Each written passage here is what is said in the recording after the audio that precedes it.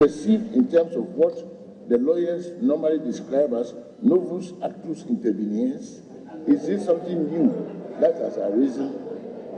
In other words, when we go on holiday, the question must be asked whether this is something that with all reasonable foresight we could not have perceived, for which matter we must come back necessarily. We must be careful when the matter is such that it is within our ordinary premise, and we then go on vacation, and then we say we want to come back, all at whatever expense and inconvenience. Would the matter have been raised during the regular sitting session with prudent vigilance? Ivy, please, those who don't want to learn, kindly learn to learn. Because you can only do good governance with principles. And these things must reflect in rulings for posterity. Ivy, has the matter been raised in any form whatsoever during the session, and why raise it in the moment Parliament goes on recess? I have studied the Constitution very carefully, and I'm convinced that the recall provided for 1123 is mandatory once the requisite number of MPs have signed the petition as appropriately provided by law. It's mandatory. I do not see any discretion therein, and I do not intend to invoke any. Nevertheless, once Parliament is recalled, a Speaker may have the discretion regarding what business takes place. For that matter, anything that offends the issues raised above will be grounds for, and I quote, open and close, quotation ends, policy. In other words, you recall and then you send away. Not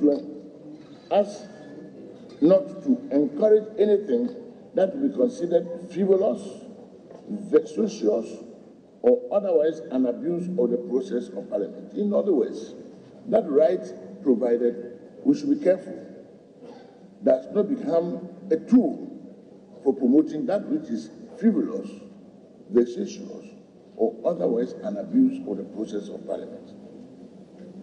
Our good nation cannot be allowed to sink into insecurity and confusion, and that is why I have allowed this to come on, notwithstanding the incompetence in regularities.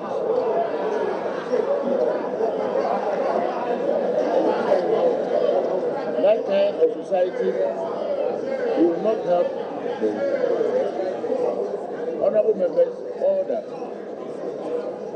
The special committee is set and composed as follows: Honorable Amayao Chairman, Chair.